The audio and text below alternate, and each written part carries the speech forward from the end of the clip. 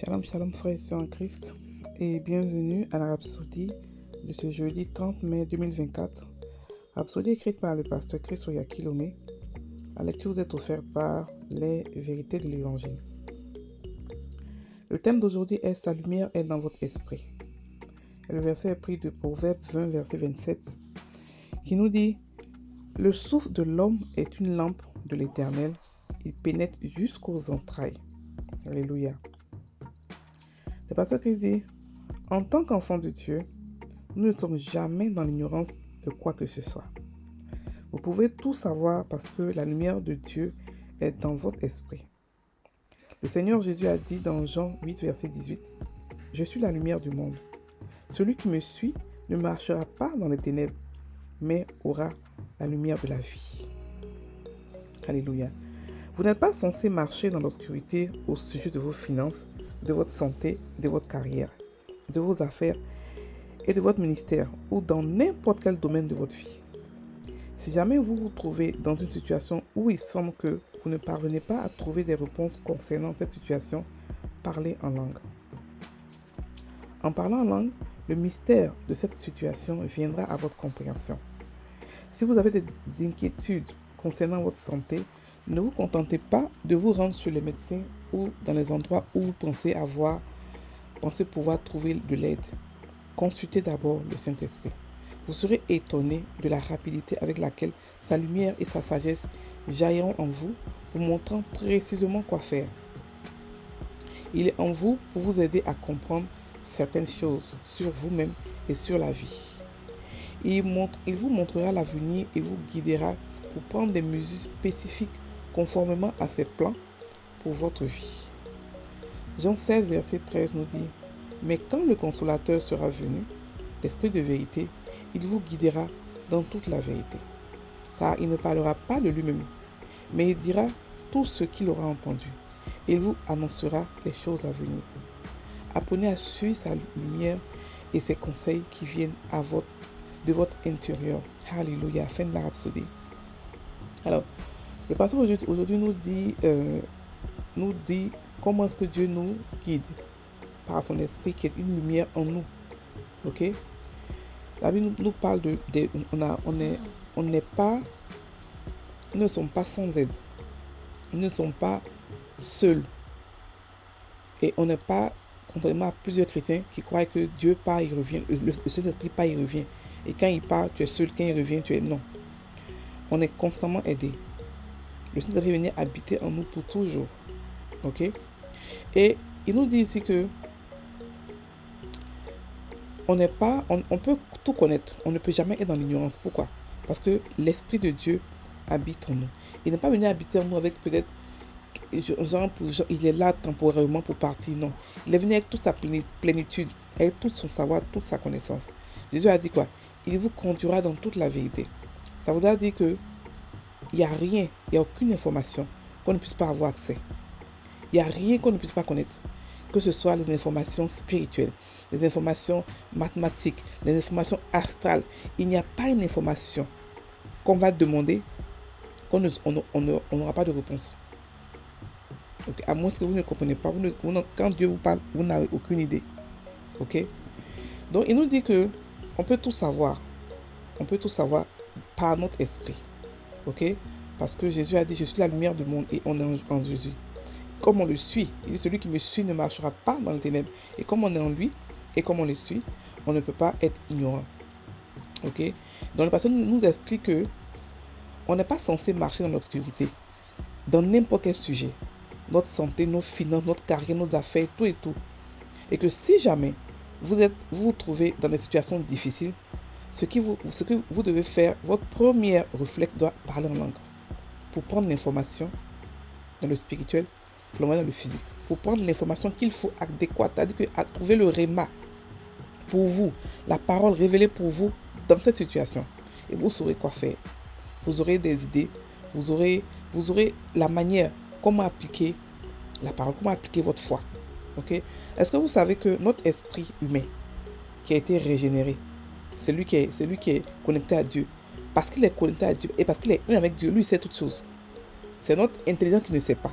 Mais lui, il sait toutes choses. Parce que c'est lui qui est un avec Dieu. C'est lui qui est un avec le Saint-Esprit. C'est lui qui est indissociable avec Dieu. Donc, parce qu'il est indissociable, il sait toutes choses.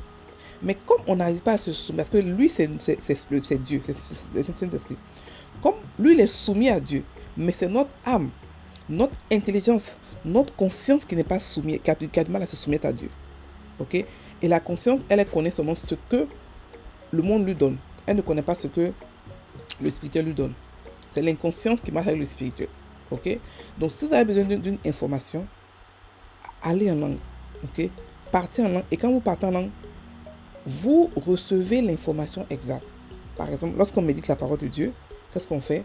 On prend la parole, on la lit, on parle en langue, on la lit, on parle en langue. Et à force de faire ça, quand tu le fais après une minute, même pas une minute, quelques temps, ça dépend de comment est-ce que ta fréquence de méditation, tu commences à avoir d'autres paroles. La parole tu commences à comprendre mieux la parole. La parole commence à se dévoiler devant toi. Ok? C'est ça qu'on appelle l'interprétation des langues. Ok? L'interprétation des langues, c'est pas forcément quand quelqu'un d'autre parle et puis tu interprètes. Non. Quand nous méditons ou quand nous parlons en langue et qu'on on reçoit dans notre esprit la signification. Ok? Chacun peut parler, peut interpréter ses langues. Ok? Par rapport à ce que, par exemple, tu pries et puis tu as un rhéma. Le rhéma, ce que tu as dit, c'est ce que tu as fait sortir dans ta bouche, dans ton rhéma. Ok? Donc vous comprenez que on ne peut pas être, on n'est pas sans aide. Ok? Et au contraire, même c'est nous qui devons avoir toute la connaissance parce qu'on a l'Esprit de Dieu qui habite en nous dans toute sa plénitude. Ok? Donc le pasteur nous dit ici que dans n'importe quel domaine, si vous vous trouvez dans une situation bizarre, compliquée, difficile, commencez à parler en langue. Pour prendre quoi? Pour aller prendre les informations. Pour vous donner, pour voir ce qu'il faut faire. Parce que votre âme, notre intelligence ne sait pas tout ce qui se passe. Parce qu'il n'est pas, lui se soumet à la chair. Parce qu'il se soumet à la chair toute sa vie. Et maintenant, il doit se soumettre à l'esprit. Donc, il a du mal. Donc, vous devez l'éduquer par la méditation. Vous devez le forcer à dire non, maintenant, voilà, voici comment on marche. Maintenant, on marche par l'esprit. Mais il faut qu'il y ait une communication. Et cette communication se fait dans la parole, dans la prière, pardon, et dans la méditation ou dans l'étude de la parole. Ok? Lorsqu'on étudie la parole, lorsqu'on prie en langue, on a les informations qu'il faut et notre intelligence maintenant traduit ça pour nous donner. Ok? Voilà. Le pasteur nous dit ça. Maintenant, il nous dit aussi que lorsqu'on parle en langue, les mystères, parce qu'il y a beaucoup de gens qui croient que Dieu parle par mystère. Oh, la vie est mystérieuse. La vie n'est pas mystérieuse pour nous les chrétiens. Non, elle ne l'est pas. Parce qu'on a en nous le plus grand professeur qui nous donne toute la vérité, qui nous montre toutes choses. Il n'y a rien qui n'est pas à notre portée. Rien. Dieu, dans la profondeur même de Dieu est révélée. Donc, imaginez la profondeur de l'homme. Dieu s'est laissé trouver par nous. On n'a pas cherché, il s'est laissé trouver par nous. Il nous a donné son esprit pour vivre avec nous, pour qu'on puisse avoir toute la vérité quand on veut et pour avoir accès à lui quand on veut, où on veut, n'importe quand. Donc, quand tu as un professeur qui est tout le temps là, forcément, tu sais toutes choses. Forcément, tu as accès à l'information quand tu veux, où tu veux, n'importe quelle information. Ok? Donc, ce n'est plus un mystère. Ok? Donc, il nous dit que si vous avez des inquiétudes par rapport à votre santé, par rapport à quoi que ce soit, avant d'aller consulter les médecins, votre premier réflexe doit être celui de consulter d'abord la parole. De consulter d'abord le Saint-Esprit. Ok? Pour voir qu'est-ce que se passe. Et le pasteur dit que vous serez étonné. Et de la rapidité à laquelle vous serez répondu. De la rapidité à laquelle la sagesse jaillira de vous. Et vous saurez précisément quoi faire, où faire et comment le faire. Vous comprenez? Dieu n'est pas mystérieux. Ok, il n'est pas mystérieux. Pour celui qui n'a pas d'intimité avec lui, bien sûr, il est mystérieux. Parce que vous ne savez pas comment il te parle. Pour ceux qui ne le connaissent pas, la meilleure manière d'entendre sa voix, c'est dans sa parole.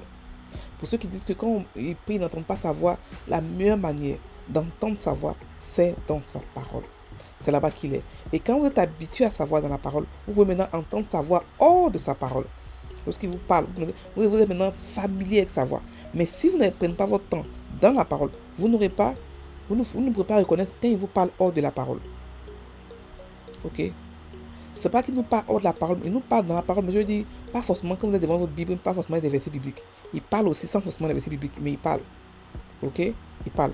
Donc il faudrait que nous puissions comprendre ça. Donc il nous dit que, au lieu d'être rapide à consulter les médecins, d'abord, notre premier recours doit être le Saint-Esprit. Prier en langue pour savoir qu'est-ce qui se passe. Poser des questions. Et on va forcément être répondu. Parce qu'il n'y a pas une question qui est trop difficile pour lui pour répondre. Ok? Donc, Il nous dit que le Saint-Esprit peut nous aider à connaître des choses sur nous-mêmes qu'on ne connaît pas. Est-ce que vous savez que en tant qu'enfant de Dieu, Dieu qui nous a fabriqués, qui nous a créés, nous connaît mieux que nous-mêmes. Il connaît nos secrets, nos rêves secrets cachés qu'on n'a même pas osé dire. Il sait qu'est-ce qu'il a déposé en nous par rapport à la mission qu'il nous a donnée. Et ça, on le découvre dans la communion avec le Saint-Esprit. Si vous n'êtes pas en communion avec lui, vous n'avez pas découvert ce que vous avez fait, ce que vous pouvez faire. Chacun de nous a des talents inouïs. D'autres sont écrivains, d'autres sont chanteurs. Il y a même tellement de talents. Et il y a des talents qui sont là, cachés en vous, que vous n'avez aucune idée. Ne dites pas que j'ai seulement un ou deux talents. Non. Vous pouvez être à la fois et chanteur, et écrivain, et même écrivain de films, et même pasteur, et tout à la fois. Parce qu'on est le bon vin. Le bon vin, Dieu a déversé sur nous plein de bénédictions. À l'en point fini. Ok? Donc, le Saint-Esprit nous montre ce que nous avons en nous, comment on a été créé, quelles sont les capacités qu'on a. Il nous montre aussi l'avenir. Il nous explique exactement quelles sont les difficultés qui seront devant et comment déjà les anticiper et comment déjà se conformer à ses plans pour notre vie. Il nous guide. Ok? Il nous guide. Jésus a dit dans Jean 16, verset 13, « Mais quand le Consolateur sera venu, l'Esprit de vérité, il vous guidera dans toute la vérité. » Ça veut dire quoi? Ça veut dire que il n'y a pas une vérité qu'il ne peut pas nous expliquer. Il n'y a pas quelque chose qui est trop difficile pour lui. Et il continue disant que, car il ne parlera pas de lui-même, mais il dira tout ce qu'il aura entendu et il vous annoncera les choses à venir. Donc le Saint-Esprit nous donne le futur. Okay? Il nous montre le passé, c'est vrai, ce que c'est passé, le présent, mais il nous montre le futur. Donc il a tellement de vertus, tellement de choses que ne pas avoir avec lui une relation, c'est très dangereux. Pour nous-mêmes d'abord. Ok? Ne vivez pas dans les regrets. Pour dire, si j'avais écouté le Saint-Esprit, si j'avais une relation avec lui, voici, non. Maintenant que vous êtes en vie, c'est toujours l'occasion d'avoir une relation avec lui. Il n'est jamais trop tard pour avoir une relation avec lui. Parce qu'il nous montre toutes choses. Il est la lumière, il est une des lumières que nous avons. C'est même la lumière parce que le Saint-Esprit et la parole sont une seule personne. Ok, c'est le même Dieu là. Donc il est la lumière dans notre esprit. Et on l'a tout le temps, constamment. Ok? On va prendre la prière. Cher Père, alors que je parle en langue aujourd'hui, les yeux de mon entendement sont inondés de lumière.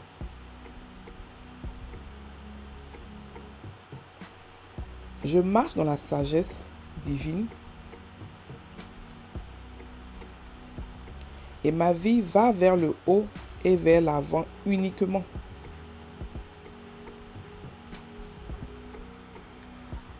Parce que je suis la lumière et la direction de l'Esprit. Au nom de Jésus. Amen. Frères et sœurs en Christ, passez une bonne journée. N'oubliez pas de visiter notre Académie biblique de prospérité, monac.com, monac avec 2 N. Et vous aurez là-bas des cours gratuits de biblique et des cours payants aussi de business et des cours professionnels et de développement personnel. Soyez bénis, on se retrouve demain.